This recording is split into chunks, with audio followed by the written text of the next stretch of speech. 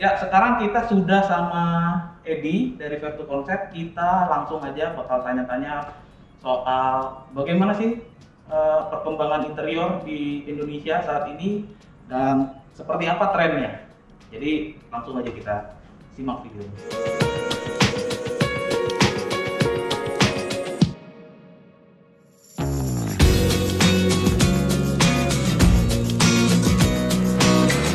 Halo Bro Edi, terima kasih Halo. sudah menyambut kita di sini. Thank you udah datang. Terima kasih banyak sudah disediakan tempat yang luar biasa nih, keren banget. Ini pertama kali nih sebenarnya kita ketemu lagi setelah berapa lama ya? Iya. Oke, kita sebenarnya ada beberapa pertanyaan nih soal interior karena di luaran sana banyak banget orang yang nanya soal sebenarnya seperti apa sih modifikasi interior di Indonesia saat ini. Terus seperti apa trennya? Nah, mungkin pertanyaannya kita akan berlangsung di sekitaran situ ya. Ya. Jadi mudah-mudahan Edi bisa kasih gambaran kepada Animal Members semua. Oke. Oke. Yang pertama, kita akan nanya sebenarnya seberapa penting sih modifikasi interior itu? Oke. Sebenarnya kalau kita tanya seberapa penting, menurut saya, pengalaman saya sangat penting.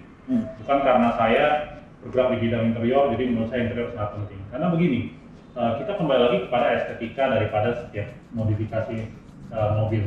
Modifikasi mobil kita bicara eksterior tanpa ada interior, menurut saya kurang proper. Ya. Oh gitu. Iya. Harus sejalan ya? Harus sejalan. Dan kita bayangkan, anggaplah kita bicara untuk mobil-mobil yang klasik atau mobil-mobil yang kita bicara harus dikembalikan kepada originalitas dia, ya kan? Tanpa ada peranan bengkel interior atau seatmaker seperti kita, Vertu Concept, menurut saya hasil modifikasi atau hasil restorasi itu tidak akan bisa sempurna. Karena kenapa? Kita bicara mobil-mobil lama, ya kan, anggaplah tahun di 60-an, 70-an, 80-an. Apakah di kondisi sekarang masih sangat bagus? Bisa dibilang enggak. Itulah tugas kita, bagaimana kita membuat restorasi itu kembali kepada originalnya, tapi kita buat semaksimal mungkin mendekati pabriknya Kondisi dan pabrikan. umurnya di saat itu. Jadi sebenarnya interior itu enggak semudah pemikiran orang pada umumnya. Ya, sama hal bengkel-bengkel lainnya mengerjakan eksterior, kita pun butuh referensi. Contoh mobil tua pada tahun itu jahitan apa yang digunakan? Nah, itu dia. Piping misalnya, ya kan? Oh iya, mobil tua kebanyakan sekarang piping. Dulunya piping ya. Dulu jahitan model piping. Ada piping, ada perforated, ya kan? Nah, itu kan kita harus tahu. Ya kan, sumbernya dari mana? Kita bukan asal ngecap, ya kan? Kita kerjain, pokoknya bagus menurut gua begini, ya ikutin aja, nggak bisa.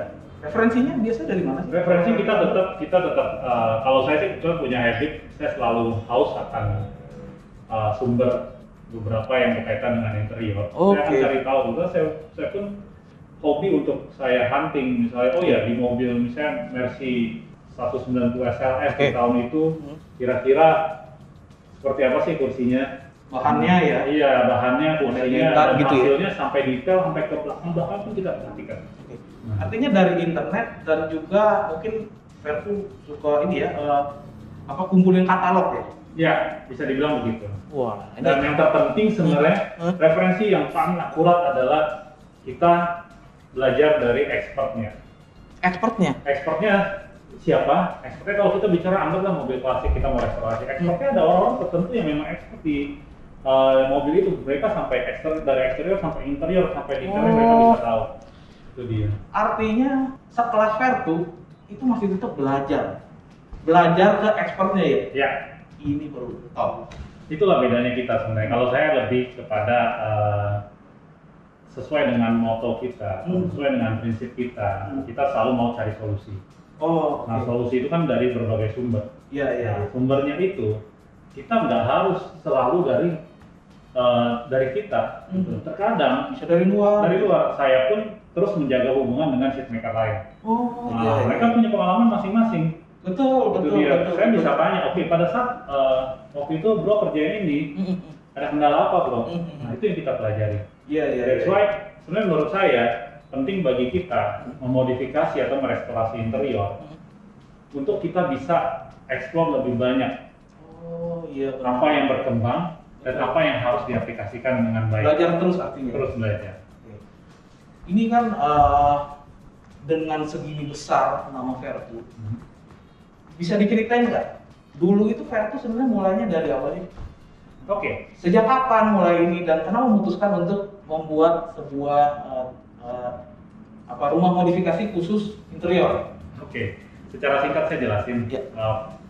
Berawal dari saya dulu berangkat dari calo. Calo. Iya, saya dulu calo, Iya. calo modifikasi mobil di mana teman saya cari apa saya cariin pokoknya. Nggak cuma interior ya? Nggak cuma interior, dulu zaman yang ngomong Iya, ya iya. kan. Oh iya. Ngomong tuh untungnya 50.000, 100.000 lumayan lah buat modif lagi, hobi modif soalnya. Iya. Singkat cerita jatuh kepada pilihan di mana interior punya peluang. Ada karyawan yang mungkin menawarkan mau nggak Pak buka, oke kita buka. Nah berawal dari 2004, which is kalau sekarang nanti di tanggal 2 April ini nih kita udah 17 tahun. Iya 2004, bayang 2004. Sweet 17 bro kita. Wih, 2 April 2021 April nanti. Iya, itu kita 17 tahun. Sweet 17. Oke, lanjut. Ya, jadi sebenarnya segala macam yang kita lewati sudah banyak ya. Oke. Dari kita base interior ini, base interior itu, ya kan. Kita mau melewati beberapa segmen. Tapi yang selama 17 tahun itu hal yang buat saya bersyukur adalah setiap masalah yang kita terima. Gitu. Jadi kita juga bersyukur untuk customer yang apik, customer yang kita bicara bawel, customer yang detail, customer yang OCD. Kita bersyukur kan semua itu yang membentuk kita sebenarnya. Setuju. Bukan Itu belajar terus ya. Iya, bukan sebenarnya karena kita punya memang standar kita harus tinggi. Tapi kalau kita ketemu dengan customer yang standarnya biasa, otomatis kita pun nggak berkembang. Iya, benar. Itu dia. Nah kurang lebih gitu, 17 tahun kita bergelut di interior, segala hal kita sudah cobakan, kita kerjain, apapun kita kerjain, sampai merchandise leather, kita kerjain helikopter, yachts. Helikopter juga? Helikopter kita kerjakan, yachts kita kerjakan, terus bahkan apapun kita kerjain, all about leather, semua yang berkaitan dengan kulit kita kerjakan. Mumpung masih tahun baru nih, masih awal tahun, Ya. kita sekalian mau nanya, sebenarnya tren interior 2021 itu seperti apa sih menurut Vertu? Oke.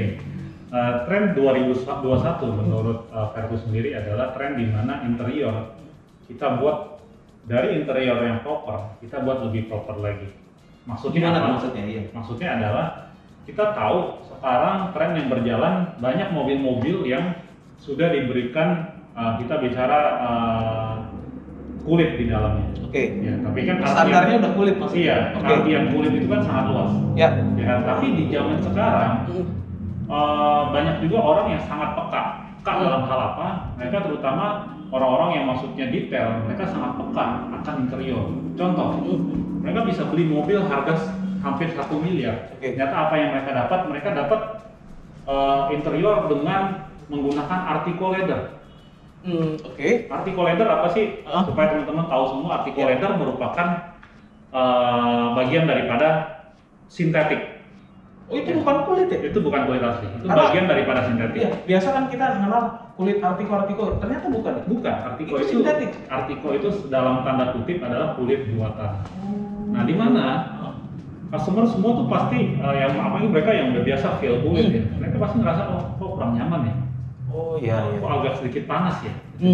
Nah, itulah tujuan di mana 2021 saatnya kita mulai melihat solusi di saat di kondisi-kondisi seperti itu kita menjadi solusi untuk customer lebih nyaman lagi gitu ya kan. Anggaplah ada mobil-mobil tertentu di kelas mungkin 600 jutaan ya kan, mobil-mobil Jepang misalnya. Mereka juga mengeluarkan seolah-olah kulit. Padahal kulit. Iya. Nggak semua orang peka ya. Tapi banyak juga sekarang yang peka bahwa oh iya kok panas ya. Kok nggak nyaman ya. Nah, itulah 2021 tren kita dari yang proper menjadi lebih proper. Ya. Dari yang nyaman menjadi sangat nyaman. Sangat nyaman. Ya. Dengan mengganti bahan pembungkusnya gitu. Bahan pembungkusnya nggak cuma itu, sebenarnya kita selalu punya solusi. Jadi kita itu pada prinsipnya kita mau berikan solusi bukan hit and run. Maksudnya hit and run adalah banyak tempat di mana oh ya ganti aja Pak. Misalnya kita tambahin. Tapi kalau kita enggak, kita pada prinsipnya kalau kita bisa kasih solusi, oke Pak, Bapak kurang nyaman, kurang Oke. empuk. Kita bongkar ya covernya, kita tambahin busa aja. Covernya masih pakai punya Bapak. Oh iya. Karena kondisi Bapak masih baik. Tergantung kebutuhan juga Dengan ya. kebutuhan, kita Iya, selalu iya. berikan solusi seolah-olah Hmm. mobil itu milik kita sendiri.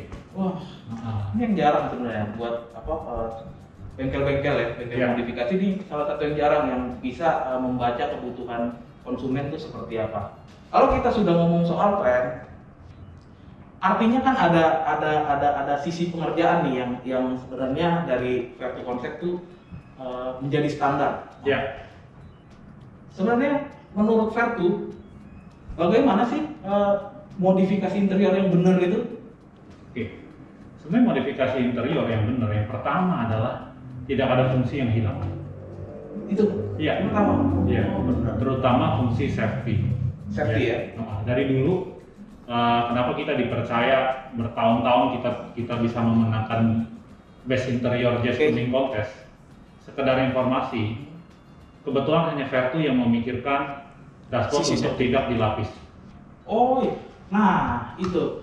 Ketika kita membungkus membungkus dashboard, Ya. ada fungsi yang hilang. Maksudnya Betul, begitu. betul. Seperti airbag. Betul, itu sendiri. Karena mobil modern sekarang kan banyak yang udah ada airbagnya ya. Ya, Seperti itu ya. iya, rata-rata udah ada airbag. Nah, itulah faktor yang sangat krusial yang sebenarnya nggak diperhatikan orang banyak. Oke. Banyak orang berpikir bahwa oke, secara visual wow, bagus banget, bikin pink semua, Iya, bikin iya. coklat semua, dilapis semua, ya kan? Oke. Pertanyaannya, fungsinya berkurang nggak? Oh, masuk akal. Nah, itu yang penting bagi kita karena kenapa? Modifikasi interior itu tidak hanya sekedar menuangkan apa yang menjadi Dengan kreativitas ya. kreativitas kita, enggak. Tapi kembali lagi, Fungsinya. bagaimana kita bisa menuangkan apa yang menjadi keinginan kita tanpa mengurangi fungsi yang sudah ada di dalam interior mobil ini sendiri. Karena memang pada prinsipnya mobil itu kan benda yang bergerak Betul. dan butuh dan diciptakan dengan banyak fitur dan salah satunya fitur keselamatan. Iya, Artinya modifikasi interior jangan sampai mengurangi iya, fitur keselamatan dan juga kenyamanan. Dan iya. Itu ya? yang pertama. Nah, Oke. Yang kedua selanjutnya modifikasi interior Oke. itu tetap punya acuan. Gimana maksudnya? Maksudnya begini, kita anggaplah kalau kita bicara satu brand tertentu, ya kan, misalnya brand A, ya kan, di brand A ini pasti punya brand namanya A Premium. Oke. Nah, bagaimana kita mengacu kepada brand A Premium A premium maksudnya di brand yang sama? yang paling atas topnya ya? Iya, salah Oke. satu ini penting juga. Kenapa? Karena kan kita bisa bilang setiap brand punya karakteristik, Iya, ya iya. kan. Nah, kalau kita bicara kita modifikasi mobil-mobil Jepang, it's okay, Oke. ya kan. Mobil-mobil, anggaplah mobil-mobil keseharian kita pakai, mobil-mobil pada umumnya it's okay. Tapi kalau kita bicara udah brand-brand Eropa tertentu, ya kan, brand Eropa A, brand Eropa B, ternyata brand Eropa A, customer kita saranin modifikasi dengan motif yang cenderung dipakai oleh brand modifikasi brand Eropa B, ya kan? Iya, iya. Jadi kan agak janggal, Betul, ya kan betul. itu dia. Jadi sah-sah aja sebenarnya, cuman kan kembali lagi kepada taste. Iya, iya. Ya, selera kita apakah kita nyambung nih? Betul, Gitu. betul. Ternyata selama ini kalau kita lihat patternnya itu aja. Iya, iya benar. Brand Eropa A, misalnya brand Eropa B itu patternnya mereka punya karakteristik sendiri-sendiri. Oh, iya. Nah, itu yang kalau bisa jangan melenceng. Artinya ngomongin pattern, ini pattern jahitan, pola segala macam itu maksudnya. Biasa pattern modifikasi jahitannya atau benang-benangnya lah itu dia. Misalnya kalau kasih contoh deh, misalnya buat Mercy deh, misalnya Ya. kayak apa sih yang Oke. pattern yang biasa diterapkan di Mercy? Mercy itu kan kecenderungan biasa mereka diamond cut ya. Oh, Nah, iya, diamond iya. cut perforated gitu Iya, dia. iya, wajib-wajib gitu ya. Wajib-wajib. Nah, ada juga ya mereka ada lebih cenderung simpel-simpel juga ada. Tapi maksudnya anggaplah kita bicara ke brand tertentu, kita bicara Toyota ya, kalau boleh sebut brand. Misalnya anggap dia punya mobil Innova, Oke. dia mau modifikasi, ya kan? Nah, disarankan coba ambil model-modelnya Lexus. Oh, iya. Di jajaran Toyota, ya walaupun Lexus bukan Toyota ya, Lexus tapi bukan Toyota. brand mahalnya Toyota ya. Betul, Oh, salah satu. acuannya ke sana. Acuannya ke sana. Biar dia inline ya sebenarnya. Betul sekali. Oh, Nah, gitu. itu dia. Anggaplah kita punya, kalau tadi bicara tentang Mercy, anggaplah dia kita modifikasi mobil A-Class misalnya. Oke. Ya kan? Kita bisa mengacu ke misalnya A55-nya. Oh, dalam satu generasi, Iya. top of the line-nya. Iya, top of the line-nya apa gitu loh. Misalnya BMW misalnya G20, ya kan, atau seri 3. Kita bisa mengacu ke M3-nya bagaimana, ya kan, itu dia, atau M5-nya itu oke, gitu loh, ya kan. Jadi maksudnya nggak jauh begitu. Jadi tetap feel-nya itu tetap sesuai dengan brand itu sendiri. Satu karakter ya? Iya, masih satu karakter. Balik lagi nih, kalau tadi kita ngomongin soal fitur keselamatan, sebenarnya selain airbag yang harus kita perhatiin, fitur keselamatan apa lagi sih yang harus kita perhatiin saat modifikasi interior yang tidak boleh berkurang gitu dalam interior mobil? Oke, nah ini menarik nih. Ini bicara jam terbang, ya. Nah, saya pribadi bisa bicara gitu karena saya udah ngalamin juga kan. 17 tahun ya? Iya. Jadi bukan karena kita tiba-tiba, hebat ini tahu semuanya gitu, enggak. Kita ngalamin kegagalan. Dimana ada satu momen kita bicara waktu itu kita kerjain dashboardnya GTR R35. Oke. Itu dia.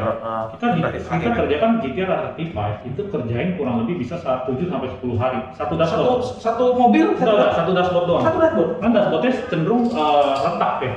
Selalu retak ya, itu dia. Karena kita bicara dia tidak sesuai iklimnya di sini nggak cocok sama iklim Indonesia lah. Jadi dashboardnya harus dilapis. Kita mengerjakan 7 sampai 10 hari, ya kan? Nah, kenapa lama? Karena kita mau pastikan bahwa penambahan dari bahan yang kita lapis setebal apa, setebal itulah kita kurangin bahan dasar yang ada di dashboard itu sendiri. Maksudnya gimana? Jadi supaya tidak ada penebalan. Oh iya. Nah, seringkali customer itu cuma mau cepat tapi bagus. Itu yang salah.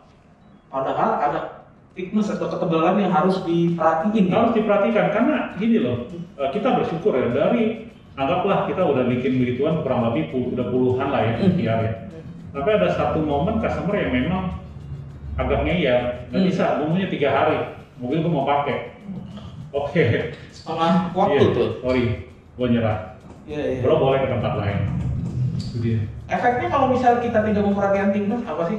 Nah, ini yang tadi justru saya mau bahas, menariknya adalah kita ada satu kesempatan di mana satu bengkel telepon kita, minta tolong dong. Kenapa kok? Ini gue lagi mau gue lagi kerjain R35. Oke. Dia bengkel ini ya, bengkel mesin ya. Oke. Dia bilang, gigi gue nggak mau ini loh, nggak mau gerak loh. Oke. Transmisi nggak mau masuk. Transmisi nggak mau masuk loh. Oh iya, kenapa kok? Nggak tahu, coba lu cek deh. Iya dong. Tapi pas gue cek ternyata dia baru dilapis dashboard atasnya. Ada hubungan nih? Ada, which is dia pas dilapis dia itu tuh nggak melakukan proses penipisan segala macam, sehingga ada penebalan. Kita bicara semi kulit itu minimal 1,2 mili. Nah, bayangin dashboard di atas dashboard itu masih ada panel-panel. Iya. Nah, di panel itu nggak bisa rata. Iya. Pas panel yang bawahnya yang dekat konsol juga nggak bisa rata, akhirnya ada keluar akhirnya dekat panel yang di shifternya, di gearnya, itu yang nggak bisa ini.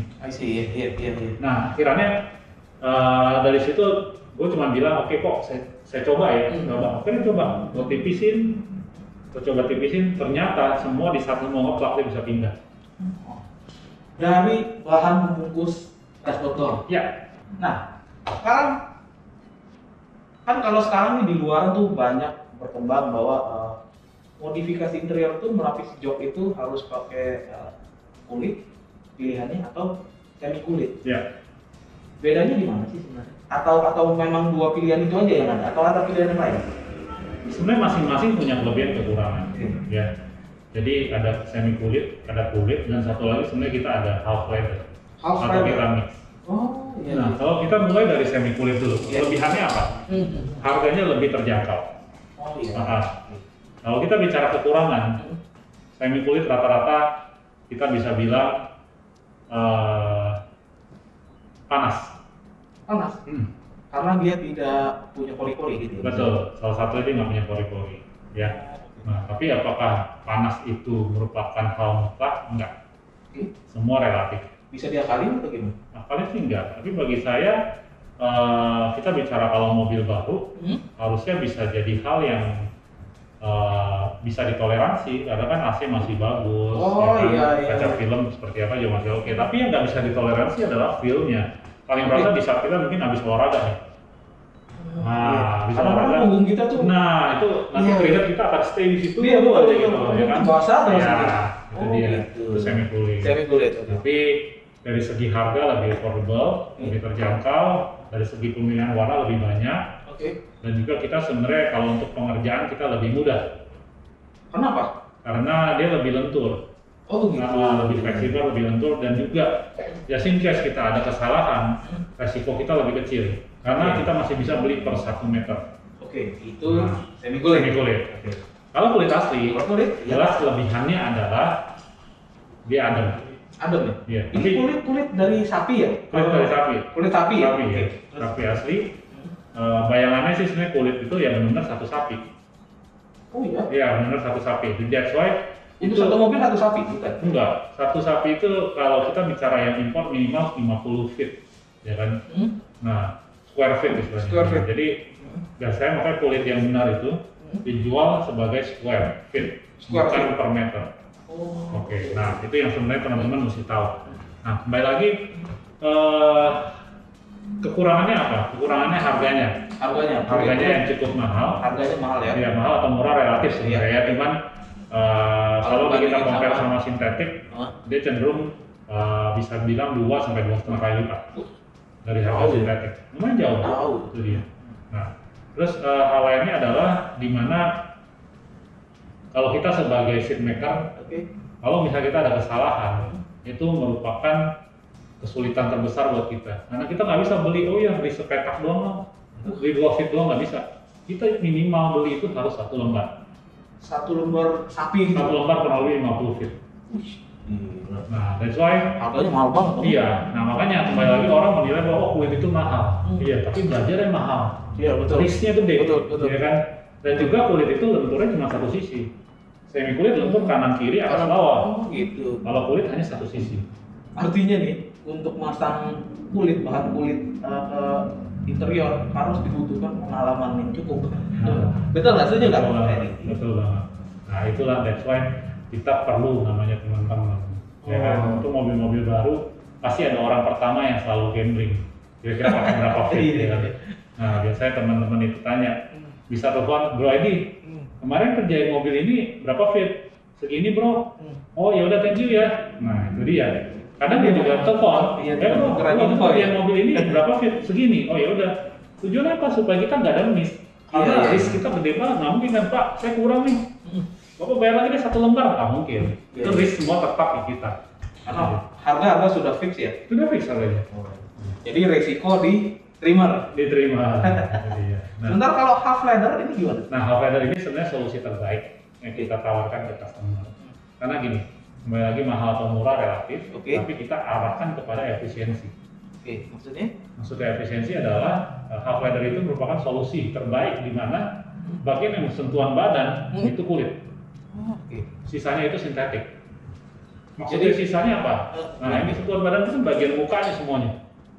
Kalau misalnya kita job tuh permukaan depannya, Iya. kita yang sentuhan itu kulit. Itu kulit. Oke. Nah, jadi bagian samping sama belakang Samping dari job. setiap jobnya itu kan nggak bersentuhan badan. Enggak. Itu sintetik. Oh gitu. Nah, kelebihannya apa? Kompromi ya? Harganya lebih terjangkau. Oke, harga lebih Bisa terjangkau. dibilang hanya 30% atau paling lama paling besar 50% dari harga semi. Oh. Gitu. Oke dong ya kan? Jadi 1,5 kalinya lah Betul. kurang lebih. Nah, tapi apa yang diterima customer kenyamanannya feel-nya sama kayak leather. Iya. Bukan sama kayak leather, bahkan feel-nya leather. Itu leather karena yang Iya. nyentuh kulit ya. Yang bersama badan kulit. Kulit ya. Iya. Yang leathernya yang nyentuh Iya. kulit ya. Pertanyaannya ada kekurangannya nggak? Kekurangan Kekurangan. tetap ada. Kekurangannya adalah tidak banyak pilihan warna. Oh gitu. Karena bagaimanapun juga, walaupun kita bikin half leather, kita mau orang melihat itu sebagai full leather. Iya. Jadi kita mau tingkat kemiripan di atas 95%. Artinya kalau tadi dibilang bahwa leather memiliki warna atau color yang terbatas, sementara yang semi leather itu punya warna yang banyak. Artinya cari kompromi warna di situ. Apapun ada, you name it. Oke. Begitu misalnya katakanlah kita mau warna beige Hmm, di kulit ada nih beige-nya. ada. di apa semi kulit ada juga, tapi Ada. dicari yang benar-benar mirip. Ya benar mirip. Biar dia kelihatannya utuh. Iya. Jadi satu kesatuan gitu. Iya, biasanya cuma ada beige, black, sama grey aja. 3 itu yang. Ya. Oh. Jadi, Diulang lagi. Beige, black, black, sama grey. sama grey. Iya. Itu aja yang buat hal Biasanya apa, ada itu. paduan warnanya ada ya? Iya. Oh, oke. Pertanyaan terakhir nih. Buat kan banyak nih teman-teman yang baru mulai modifikasi. Dari Vertu Concept punya tips and trick atau saran? Bagaimana sih memulai modifikasi interior itu? Oke. Saran saya yang pasti gini. Kita mulai dari cari sumbernya dulu. Ya, bisa kita memodifikasi, kita cari tahu juga apa yang kita mau modifikasi. Oke, jadi referensi. Oke. Dan sampai sejauh apa. Oke. Terus yang kita mesti cari tahu adalah dia mau ke fungsi atau mau ke kosmetik. Oh, ini penting juga ya? Penting, karena kenapa? Bisa kita bicara mobil-mobil tertentu ya, yang nggak terlalu banyak fitur keamanan, yang nggak ada modul-modul, itu terserah. Itu dia. Karena kenapa? Kita bicara modifikasi pada umumnya, atau misalnya mobil-mobil yang datang belum ada kulit, ya pertanyaannya dua, Bapak mau model atau mau fungsi? Mau model atau mau nyaman? Nah, itu dia. Nah, Nggak bisa kompromi? hampir nggak bisa. Iya. Karena kalau mau model, biasanya nyamannya, kalau ganti di Vertu Concept tetap upgrade dari original. Tapi upgrade-nya mungkin di levelnya 7. Gitu loh. Nah, tapi kalau misalnya kita bicara konsennya ke kenyamanan, upgrade-nya levelnya udah 10. Itu dia. Karena apa? Kita udah analisa kenyamanan di mana kita ada model tertentu yang kenyamanannya lebih, di mana kita bisa buat yang tadinya busanya cuma 1 cm, kita bisa buat 3 cm. Nah, yang terutama kan yang terpenting di bagian tempat kita duduk plus lower back kita kan. Betul. Nah, itu dia. Jadi kita selalu pertanyakan hal itu. Kalau misalnya dia mau lebih kepada model, ya silakan. Mau model wajib kah, mau model apalah, inilah, itu terserah. Nah, tapi yang salah adalah jangan bilang dengan model yang bagus pasti nyaman lebih, gitu loh. Oh gitu. Memang lebih dari standar, tapi apakah lebih dari nyaman daripada kondisi standar gitu ya? Lebih enggak, apakah lebih nyaman dari model nyaman yang mau dibuat gitu loh. Oh gitu. Jadi enggak, maksudnya Pilihan berarti. pilihan sebenarnya. Selain itu ada lagi? Ada lagi yang sebenarnya kita mesti tahu mau arah kemana modifikasinya. Mau stylenya ya? Iya, mau arah original kah? Atau mau ke arah suka-suka kah? Terserah. Apapun itu dia. Dan yang terpenting adalah, yang paling penting, jangan sampai mengorbankan fungsi, terutama keamanan daripada interior itu sendiri. Oke, kalau teman-teman nih NMA members yang mau datang ke Vertu atau modifikasi mobilnya ke sini, itu di mana sih tempatnya nih lokasinya? Oke, kita sebenarnya Vertu Concept kita ada di Danau Sunter Utara, Blok D12 nomor 6 di Sunter, Jakarta Utara. Untuk lebih lengkapnya teman-teman bisa lihat di Instagram @vertuconcept. @vertuconcept. Nah, jadi dan juga kita punya kita juga punya YouTube. Oh, YouTube-nya YouTube. Jadi teman-teman yang misalnya mereka mau mengetahui masalah-masalah yang terjadi di interior yang berkembang, terus juga misalnya anggaplah di interior ada kecoa, gimana penanganannya. Ya, terus sampai kayak memilih dashboard harus dicat atau dilapis. Ada di YouTube kita semua. Keren. Teman-teman bisa datang ke Instagram kita @vertuconcept dan di YouTube kita Vertu Concept juga. Nah, jadi teman-teman bisa buat kita sama-sama belajar lah. Saya cuma sharing pengalaman di sana sesuai pengalaman yang sudah saya lewati hampir 17 tahun sama ini. Luar biasa. Oke, Brady, terima kasih atas waktunya. Kita sudah disambut di sini. Ya, sama-sama. Sampai ketemu di lain kesempatan dan terima kasih banget sharingnya. Thank you semuanya.